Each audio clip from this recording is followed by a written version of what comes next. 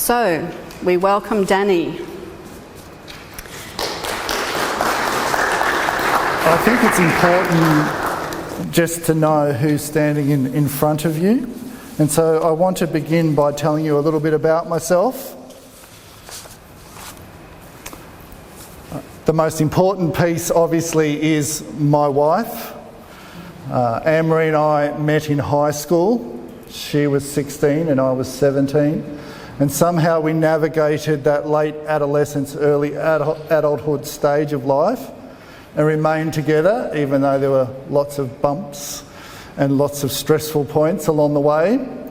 So we've been married 27 years. When I was talking to Anne-Marie this morning, I was explaining to her how I'd begin my talk, and I said, I'll talk about you and how long we've been married, and she said, can you remember how long we've been married? That's always a test. So there was a moment of panic, but I did pass that one okay. We don't have any children. That's the way life has worked out for us. We do have one fur child, a four-legged dog called Ruby, and we have nicknamed her the Velociraptor. Well, actually, it was our friend who called her the Velociraptor because she just destroys anything in an attempt to exit the premises. She loves escaping. And in fact, when we moved to this area just recently, I got a wire cage that I thought was sufficient. And then a few nights ago, we heard this terrible scratching and horrible sound. And I went out and she had basically pulled some of the wire down off the frame on this cage. So she's got some kind of superpowers when it comes to escaping. I guess one of the things that I really enjoy in life is a good cup of coffee. And living in Canberra, I was fortunate. I lived there for 15 years, which I'll talk about in a moment. There are a couple of good coffee places. I'm now living at Bonnells Bay near Morisset, and so I'm struggling, to be honest, to find some good coffee places. So I will take any recommendations from you guys for good coffee in Newcastle. I'll have to expand my radius. When I'm looking to relax or chill out, I like movies. I like to go for bike riding, though I notice that I'm getting a bit older and the fitness is waning, and so that's not really enjoyable as it once was. And like a lot of people, I enjoy travel, which has been restricted in recent times due to COVID. I'm a country boy, that's why I wear RM Williams. I grew up in the country. I think it's still part of my DNA. And we have moved from a place called Yass, just outside of Canberra, where we lived on 5 acres. And my father, who is a farmer, when we first moved there, he bought me a baby tractor, which was just a fantastic gift. So one of the things I guess I'm grieving at the moment is not being able to drive it's called a boomer, my baby tractor, like I have done for the last 5 years. But around 2015, 2016, I did some training for the Salvos, a course called the Diploma of Pastoral Counselling.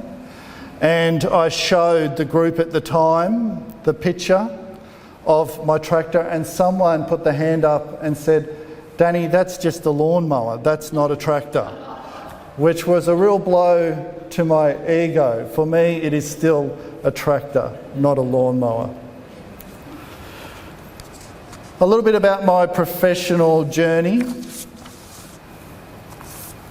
I grew up as a Seventh-day Adventist, and I got to year 12 and thought, what do I do? The end of year 12, I wanted to do something with people. And I saw this image, and it was quite a caring image of a man consoling someone, and that caught my interest, that resonated with me, and it was for a theology course. So I went to Avondale College and I did a 4-year theology degree, which nearly killed me, to be honest. It was a super tough course.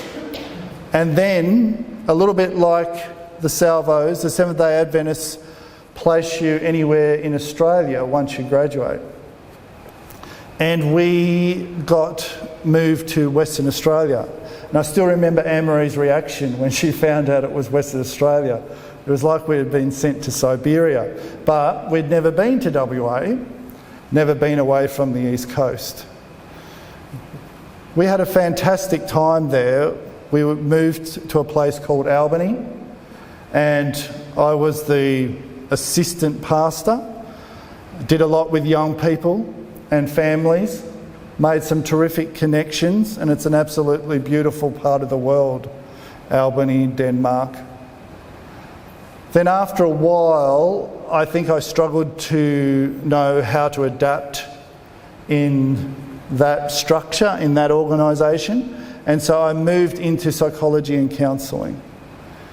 And I did a couple of psych degrees and a really good counselling course, and eventually found my way to the Salvation Army Counselling Service, as it was called at that time, in Sydney at Rhodes. And that's where I commenced my connection and my journey with the Salvos. I was there for a year, and then we moved back to Victoria, and I found my way back to Canberra in 2005 and managed the counselling service for the Salvos in Canberra. I was there for 10 years. That's where I got to meet these guys. And then 2015, the Army started the process which we will talk about today, which facilitated the organisation of this event, and that was major restructure. And so the counselling service, in the first step, a lot of the centre managers were made redundant. And so I was made redundant in, I think it's about September 2015.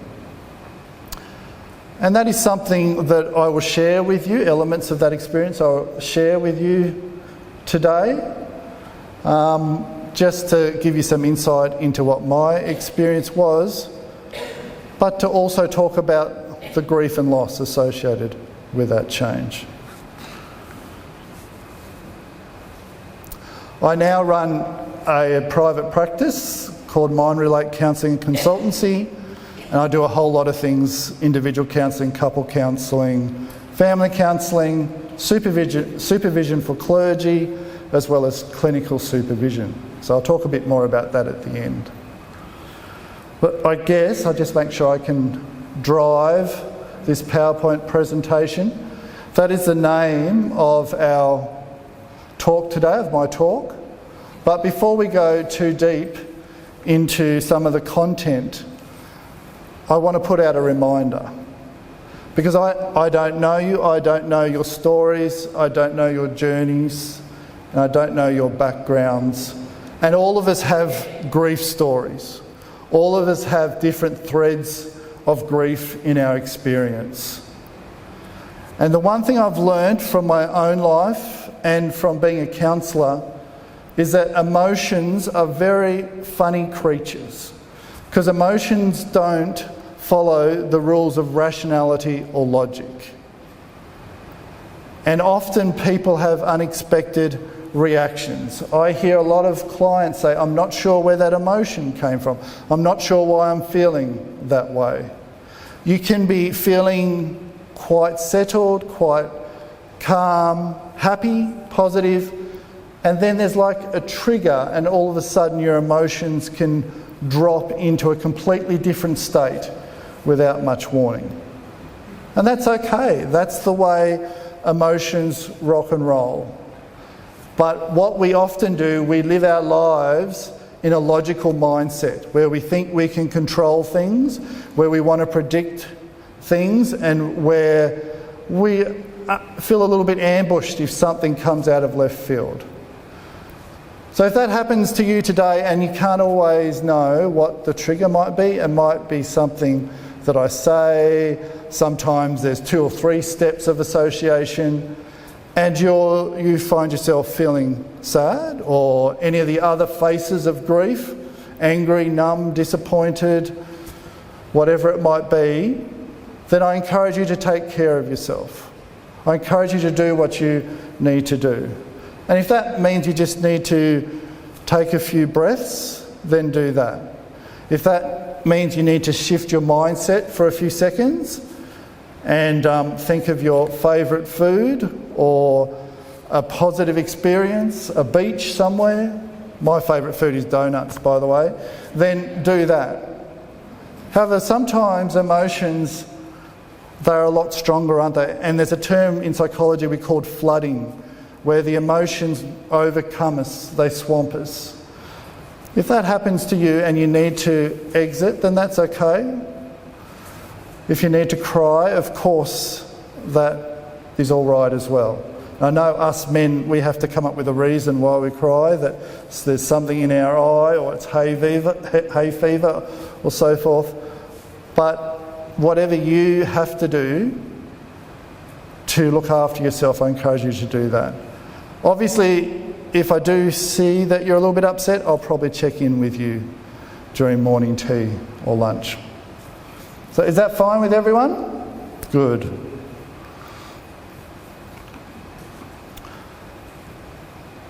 I guess what I would hope that you get out of this talk today is an increased knowledge of grief and loss, especially as it relates to organisational upheaval and change. But I like a writer called Michael Carroll, who is a coach and a supervisor and a counsellor, and he talks about transformational change. And so I hope that our time together today will bring about some little tiny, fundamental, profound change in you. Or at least facilitate a process that brings about that type of change. And so I am hoping that you will be able to develop greater compassion for yourselves, first and foremost. From what Fran has described at the beginning, and from what I know of people's stories, it's been a pretty rugged and bruising journey in some ways with all of the change. And if we can be compassionate with ourselves, if we can tolerate and if we can expand our ability to incorporate and acknowledge and reflect on our own stories and our own reactions, then that's a great platform to empathise with others. And from there it snowballs, because then we start to create cultural change. We can start to develop cultures that are based on compassion and understanding.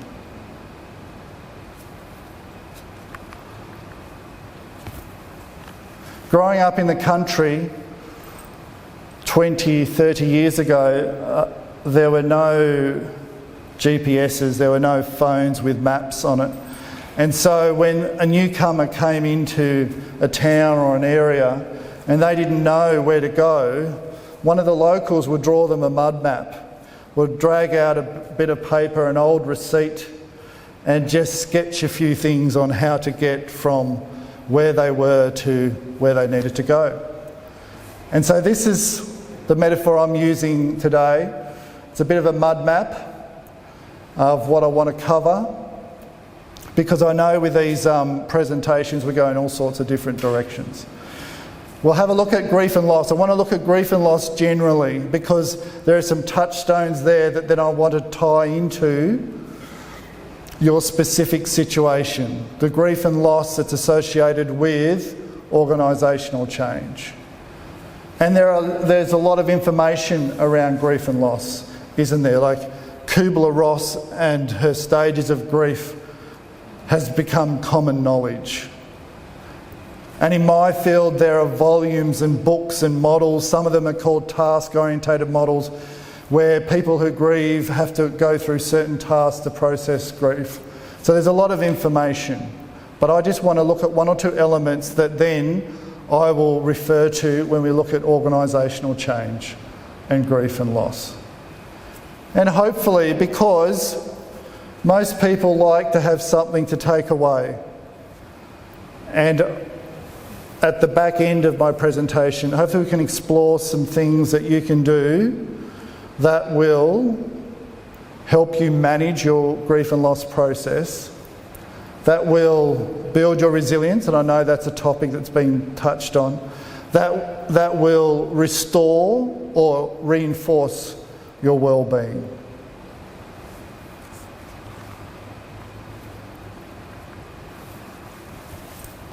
The world is indeed full of peril, and in it there are many dark places, but still there is much that is fair, and though in all lands love is now mingled with grief, it grows perhaps the greater.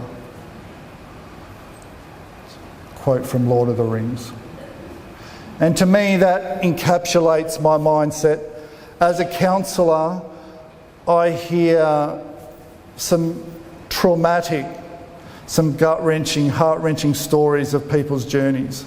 So I know there are some dark places in the world, and I know people endure some unbelievable things.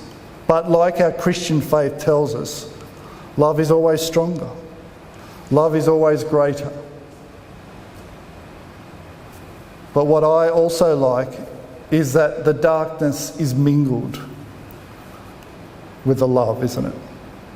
They're not nicely separated into two categories, that our experiences are woven with love and grief and all the other emotional reactions we experience in life.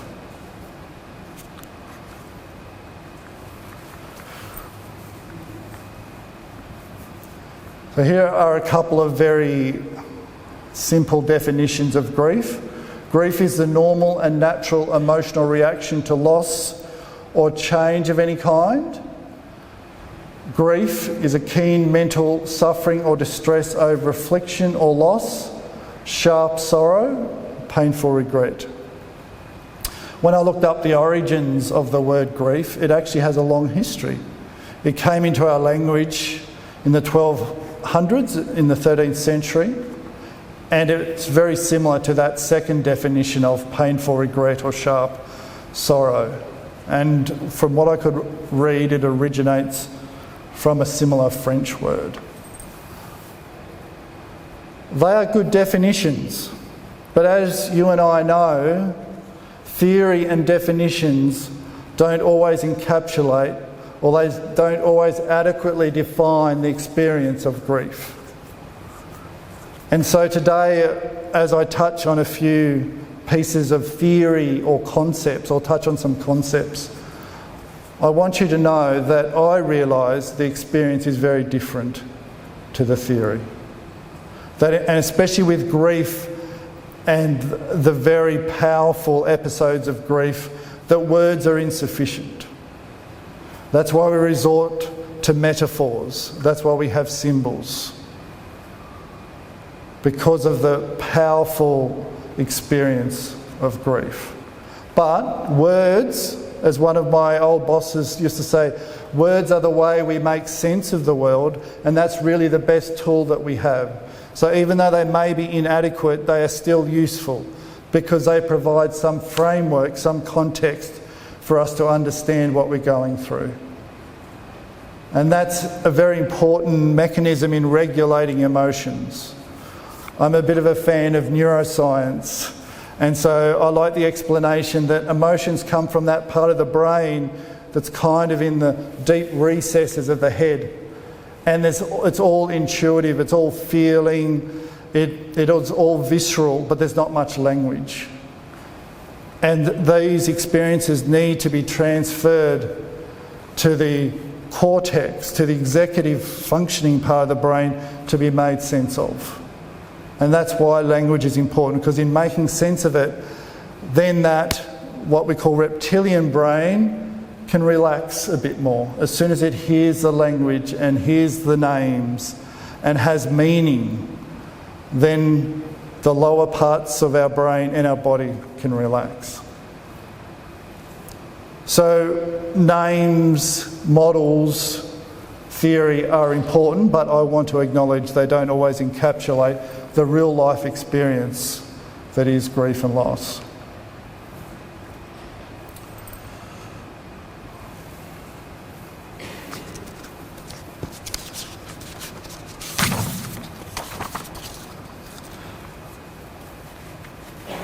Most of you will know about Harold Kushner, who wrote When Bad Things Happen to Good People. And I just want to read a quote from him that relates to my last point. He says, I am a more sensitive person, because he actually lost a son at quite a young age. He says, I am a more sensitive person, a more effective pastor, a more sympathetic counsellor because of Aaron's life and death than I ever would have been without it. And I would give up all these gains in a second if I could have my son back. If I could choose, I would forgo all the spiritual growth and depth which has come my way because of our experiences, and what I was 15 years ago, an average rabbi, an indifferent counsellor, helping some people and unable to help others, and the father of a bright, happy boy. So to me, that is a real life explanation of the experience of grief.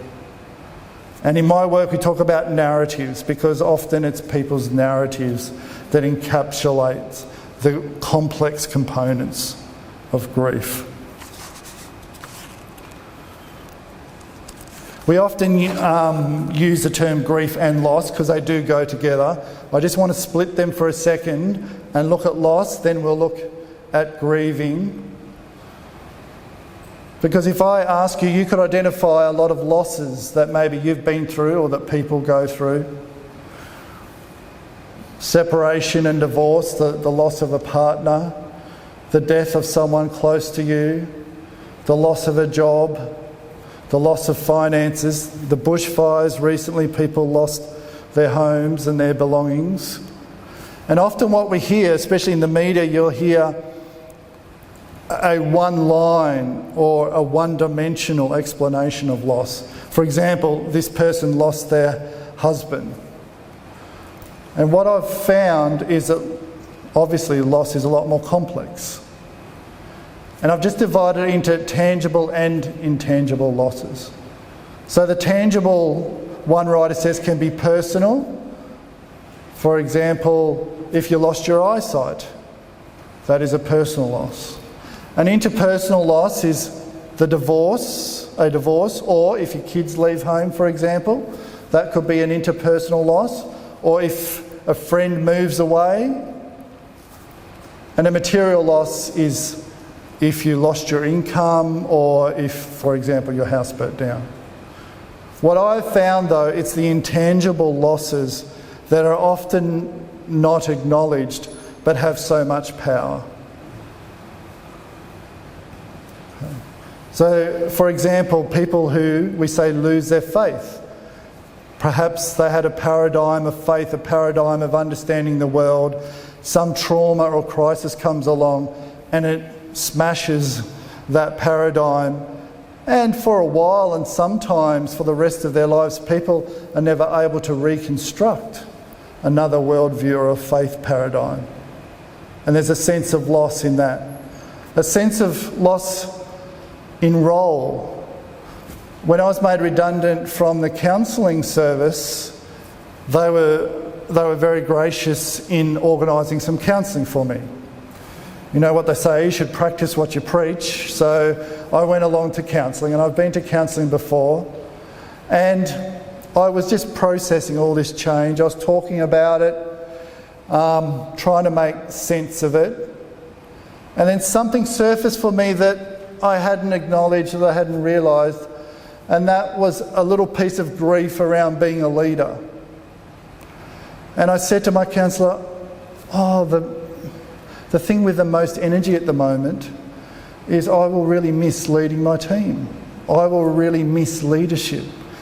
The opportunity to influence. We had a great leadership team in the counselling service with people like Christine Unicum and Robin Smart, Howard Smart before my time, but the managers and the directors, they were part of the management team, and we had a great group there. And so there was a real loss around not being part of that team and being able to, I guess, drive to be able to manage this service. It was a counselling service. So for me, in my experience of redundancy, that the loss of role was the thing that hurt the most. It was the same time I think I'd been asked by Robin and Howard, because they were the DCs, to be a hub leader. And we talked a lot about that and how we would manage that. And so that was another role that I moved away from when I was made redundant. Role and status. You know, we can easily dismiss status. But for some people who may have lived a middle income lifestyle and all of a sudden they're on the poverty line, that's a big change for them. Obviously, as a counsellor though, it's the psychological losses that I'm most aware of. People losing their well-being, their sense of safety and security when there is trauma or when there is unexpected change. And when people lose some kind of respect for themselves, or when people, and we'll touch on this later, blame themselves for the loss. That can damage the way they see themselves. So loss isn't just the loss of the tangible things or that list that we know so well: divorce, losing a loved one, your house burning down, your car being written off, losing your income, losing a job. They're all big things, but what I want you to understand is at the back of those losses are usually a lot of intangible losses as well. So for example, when someone loses a child, it's a horrific outcome. But I often hear parents talk about the loss of dreams. I was hoping that I could, I was imagining and looking forward to taking my child to school or to being at their wedding or being at a graduation. So that's an intangible loss. So therefore, this is my little quote for the idea of a complex paradigm for losses. That loss is typically a complex and multi-layered tapestry comprising of a range of associated tangible and intangible losses. And what I'm trying to say here is that we shouldn't dismiss loss as just a one-dimensional category, that we need to talk to people to understand exactly all the different components, all the different offshoots of how a particular loss has impacted them.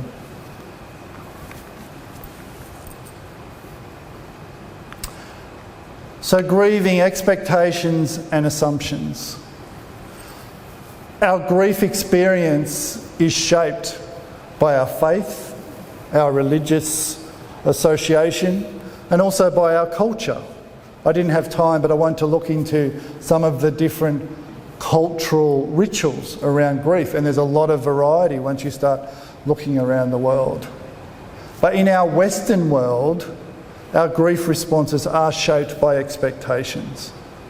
And in the past, and I think this is changing, but there's been a lot of language that has reflected these underlying beliefs and expectations. We talk about people moving on. Perhaps they have divorced and they've found a new partner. We talk about them moving on. Or closure. In the past we've talked about people grieving a loss, and have they found closure? And have they let go? There's still criticism around people who perhaps keep belongings of a deceased family member.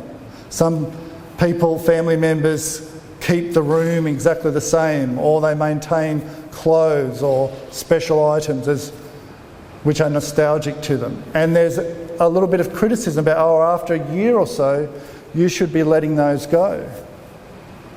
And so there is this idea that grief is something that you get over. The grief is something that you move beyond. Now the theory's changing and they're talking about how we integrate grief, but even that is difficult. I think what we do is we learn to live around grief.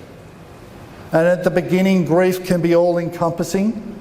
It can be all-consuming and dominating, and very slowly at the edges, life starts to grow out from that grief experience. So grief isn't something that we get over or move on from. Yes, we might tie it into our life as we journey, and we might be able to integrate it, we might be able to sit with it, but it's not something that we complete or close or move on from.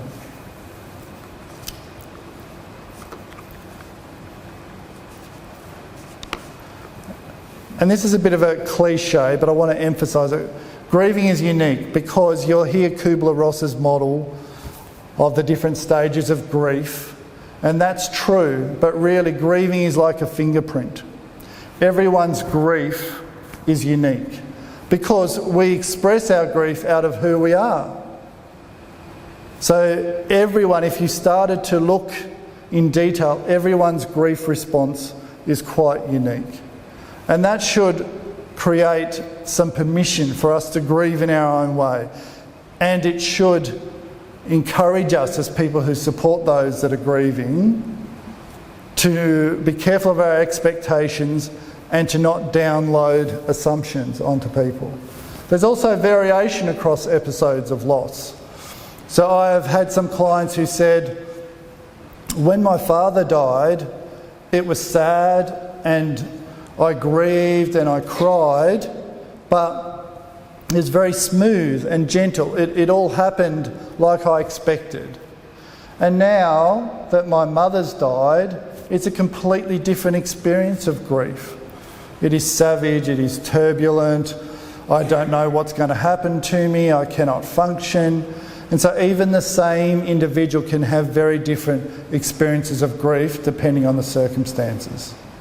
David Kessler, who is a grief writer and expert, if you like, he does say that predominantly we grieve according to our personality. So if you're a very expressive person, your grief will probably follow that. If you're a more introverted person, and if you're a more level person in your personality, your grief will follow that trajectory most likely.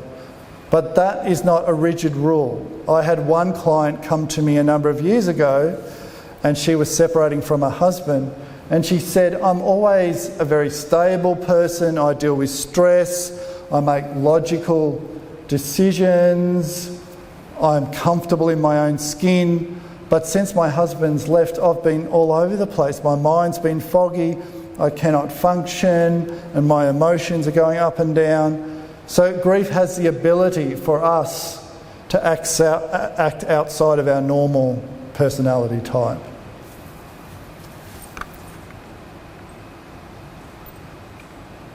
So grief emotions, and you would have heard of a lot of these, and I won't go through all of them, I just want to emphasise there are a lot of emotions. What people forget is that sometimes grief has some positive emotions, and I'll talk about it in a moment, and that is a sense of relief or a sense of closure or of liberation, a sense of freedom.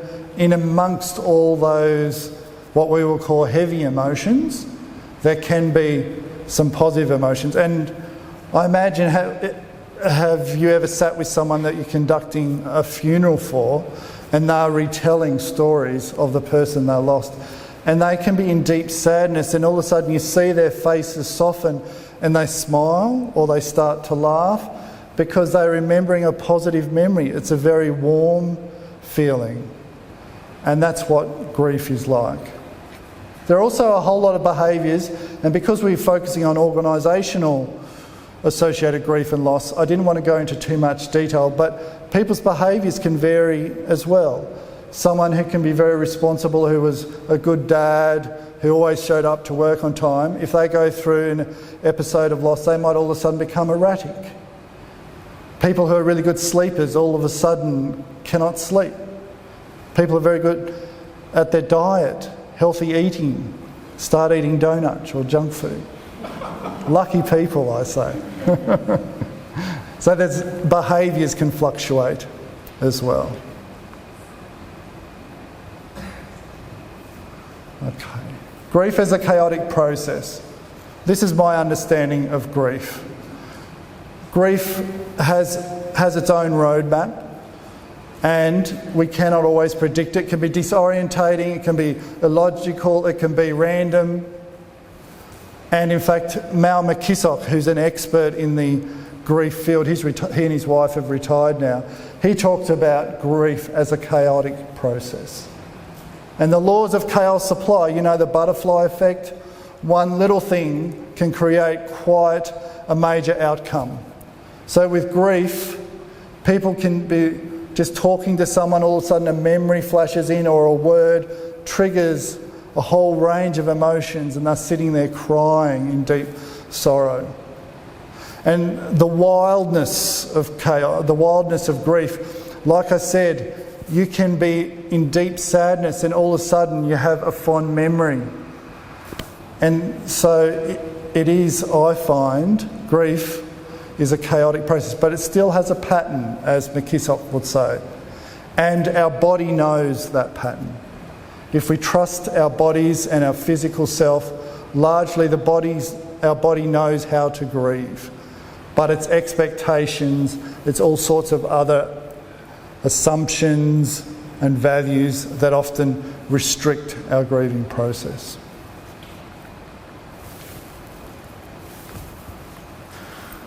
So grief is a crucible, it is painful, it is defining, it is rich, and it is spiritual. Obviously, I don't tell this to people when they're grieving in front of me as a counsellor, when they're in immense pain and sorrow, but in that place, people can find God.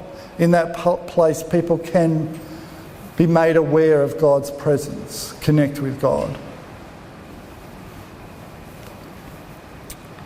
And this will tie into our next section, but grief is also interactive. Lots of people I talk to as a counsellor, they tell me, I thought I was over my grief. I thought I'd moved on from losing that job. I thought I'd moved on from my father's death. And then something's come along, another loss, and it feels like that old grief episode has reopened. And this is part of that chaos theory, that the old then just floods into the present. It's like there's a portal that opens and people are taken back to that experience while in the midst of this current experience. And in fact, quantum physics, not that I'm a scientist, so please correct me if I'm wrong, quantum physics has this idea that a particle can be in multiple domains simultaneously, right? That it can be in the past, the present and the future at the same time. Okay? And that's mind-boggling to me, but that's what grief is like. That old grief can all of a sudden become present in the instant and interact with our current experience of grief.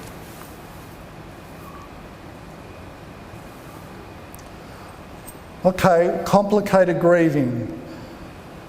There are a couple of categories. Delayed grief. At the beginning of the year, my mum was put into an aged care facility.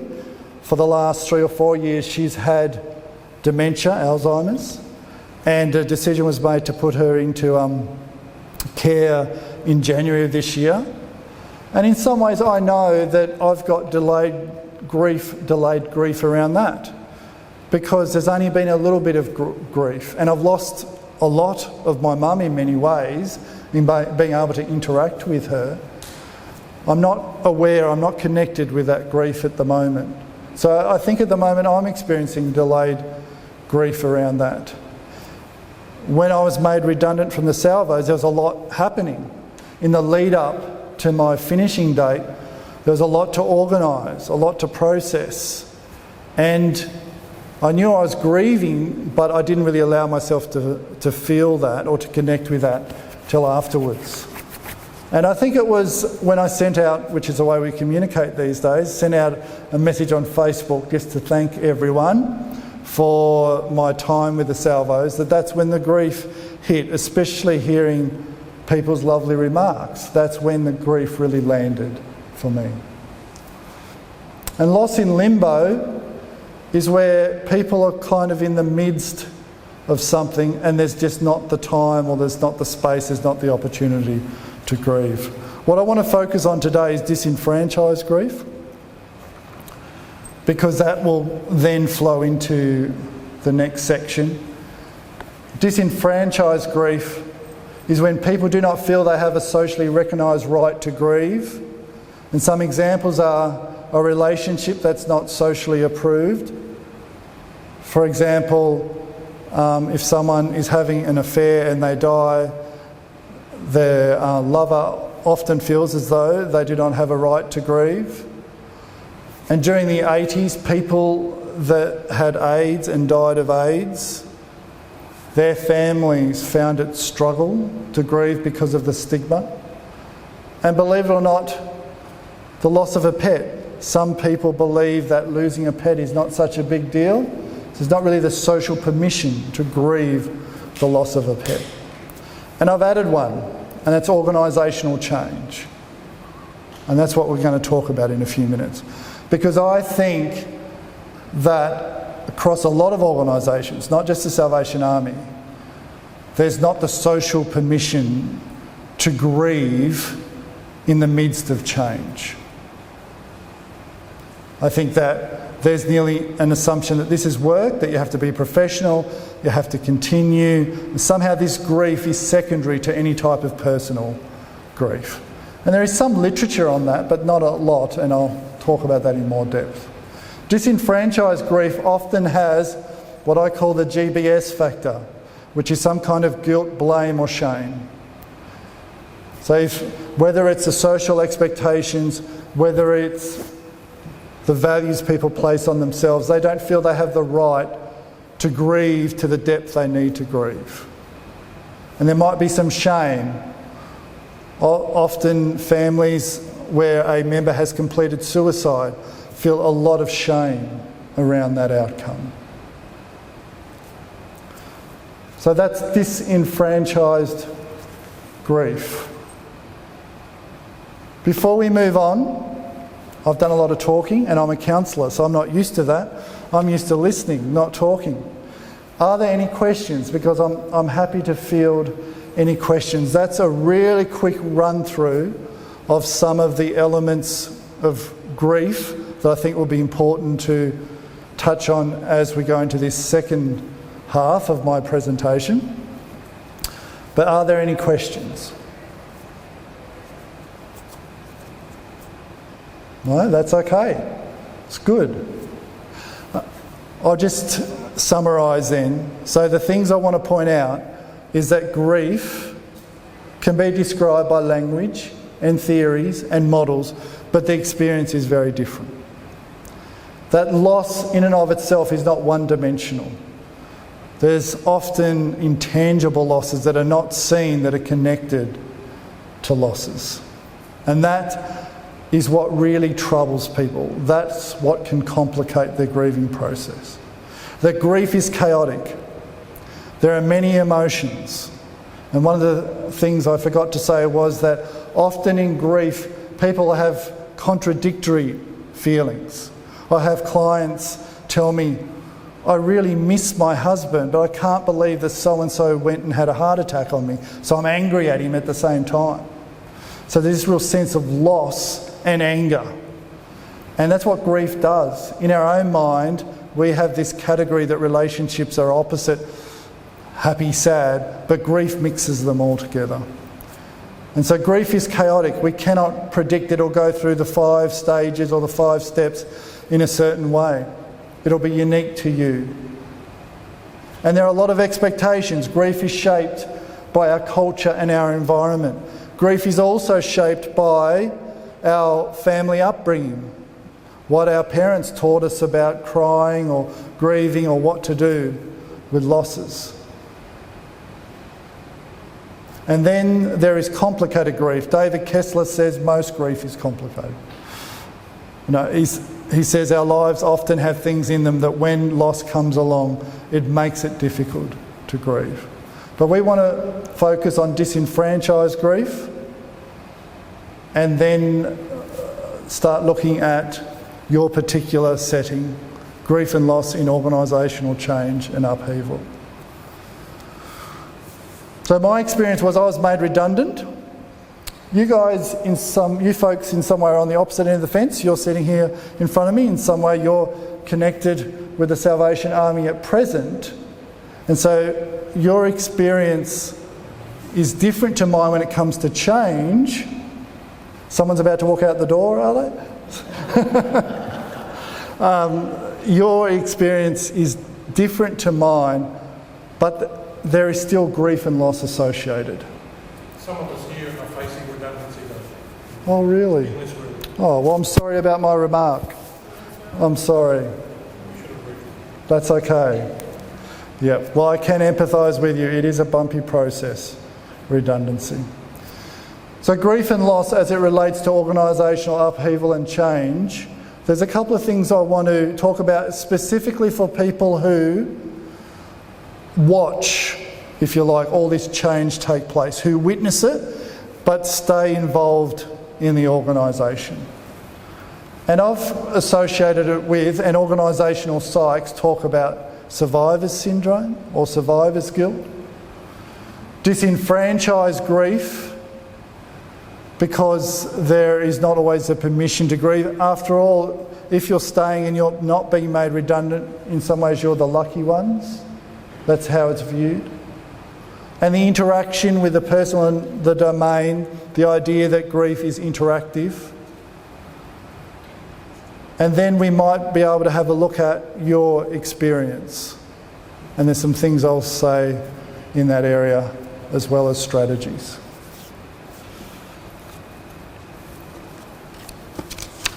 So 9:45 is, 10:40. Still on daylight savings. That's on Wednesday. Yeah. I hear they're having an AFL grand final with all Melbourne teams. I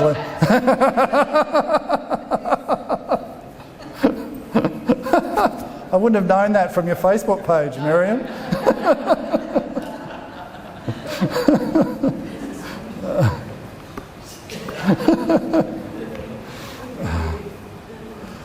Survivor's guilt. Survivor's guilt came into prominence maybe in the 1960s or after World War II, when psychologists started talking to Holocaust survivors, but even war veterans that have been in camps. And they noticed that people were experiencing guilt, that even though they survived, there was this torment. There was this struggle around, why did I survive and other people didn't? Why did I make it through? And you would expect, like we would anticipate, well I would anticipate that I'd feel relieved and I would be grateful, or that I would just take a deep breath thinking, how lucky am I? What the psychologist found is a lot of people actually felt quite torn up about the fact that they had survived because someone close to them, a friend or someone else in the armed forces that they fought beside, they didn't survive.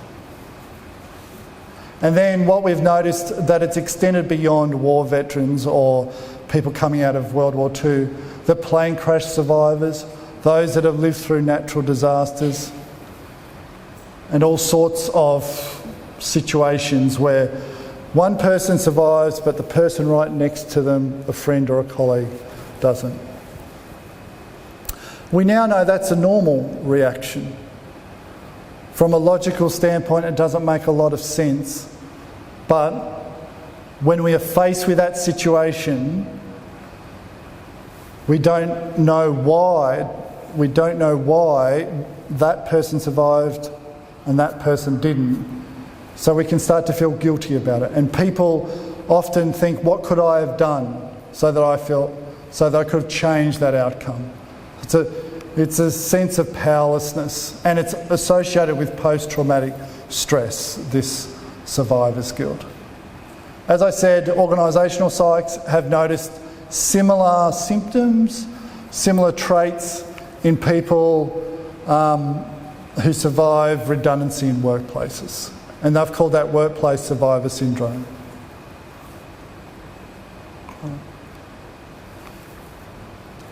And what happens, it can affect the morale of a team, the team dynamics, the work output, staff retention, staff wellbeing, So it can cause a ripple effect through the whole team. Because people are disorientated. They feel insecure, they're not sure whether they will be next, they're not sure what the next move will be.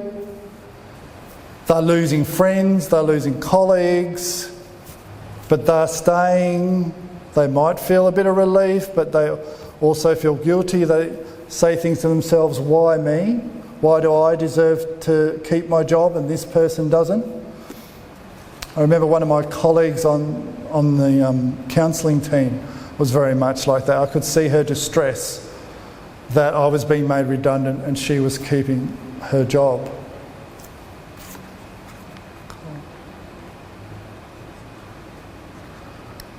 So disenfranchised grief,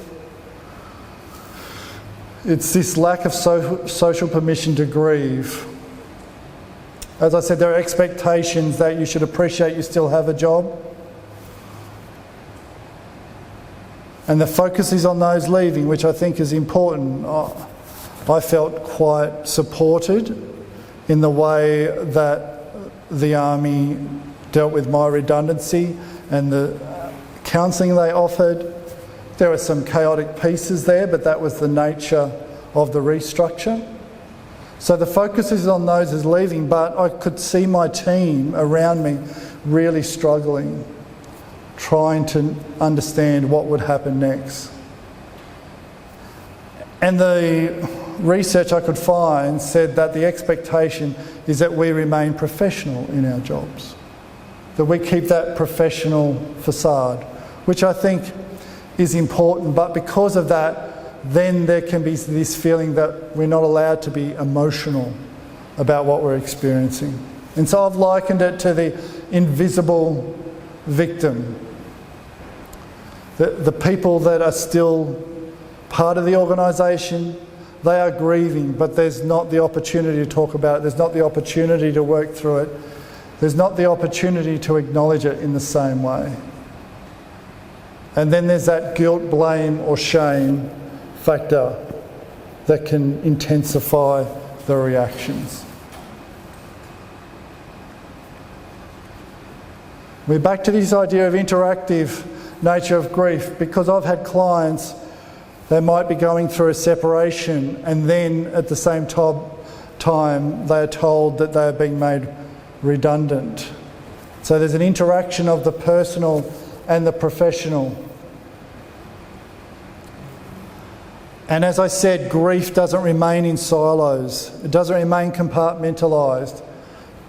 All grief reacts with one another, and so then you've got nearly a compounding effect. Sometimes redundancies, organisational change, the loss, can also trigger historical loss. And therefore the person, once again, is dealing with the present and the past.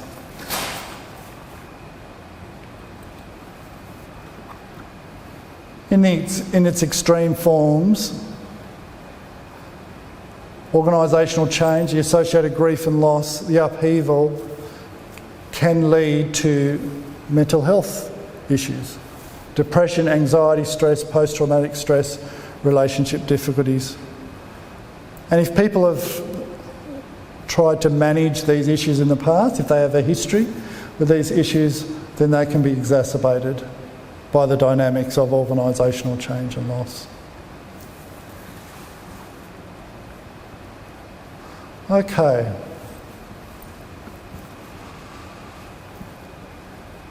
Just go back for a second. So I want to talk for a few minutes just before morning tea about some of the things that I've observed and heard when it comes to the change in the Salvation Army over recent times.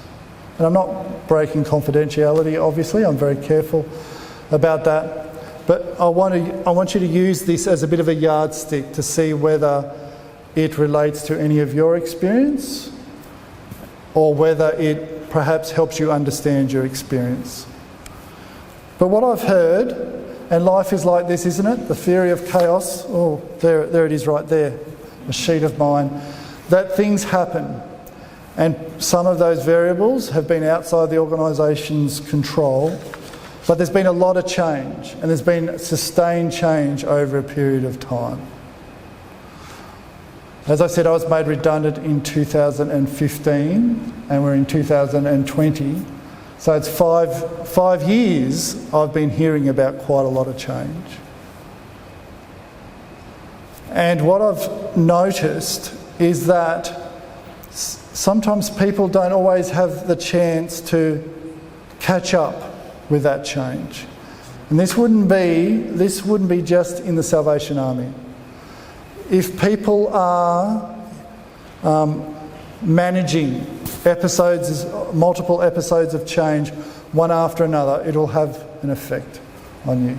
Because what we tend to do is that when there's a disruptive process in our lives, we get all messy about it and we try and sort it out, and then we look for a calm period where we can make sense of it and where we can bed down our understanding and create what some people call a new normal. And I guess in an ideal world, that's a manageable cycle of life. We go along, life's stable, something comes along and it causes us to go into some kind of chaos or some kind of tailspin, big or small, and then we eventually adapt to that and we create a new normal and we stabilise. Does that make sense?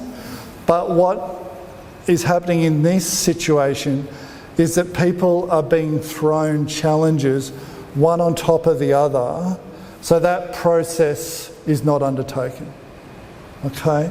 People do not have the space or the time or the ability to bed down, integrate those changes, stabilise their wobbliness and continue on ready for the next chapter of change. Instead, they are stacked on top of one another. And what happens then is that people go into a survival mode. We don't choose that. We don't tell our brain, okay, we need to go into survival mode. Our brain does an assessment of risk. Our brain says, look, this is too much to cope with. This is way beyond your capacity. Your reserves are already low, so the demand's high and your capacity is low. This is what we need to do. And survival mode is great because it allows you to keep going.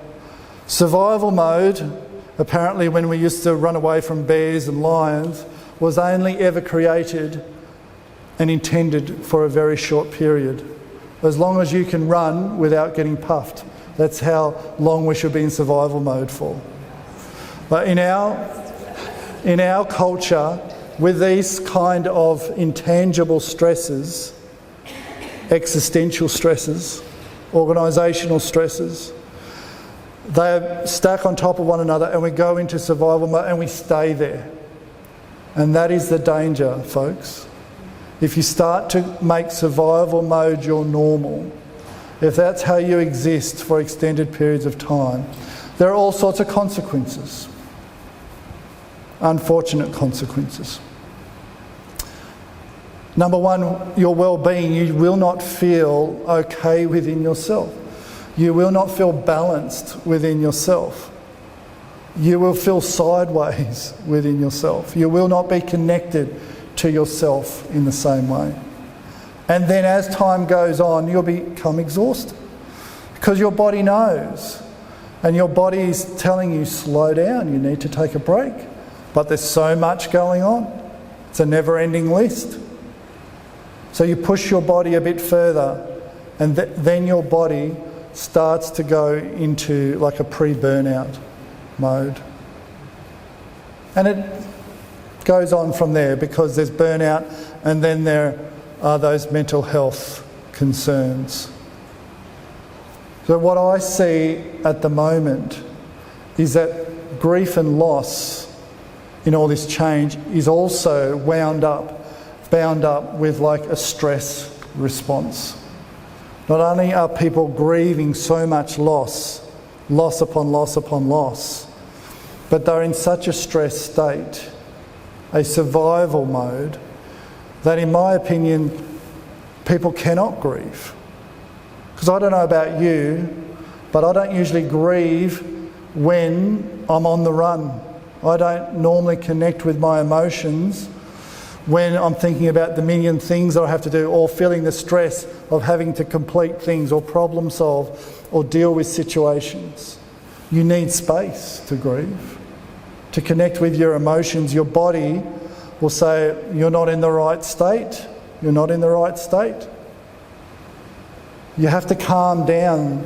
The brain actually has to slow down to connect with its emotions.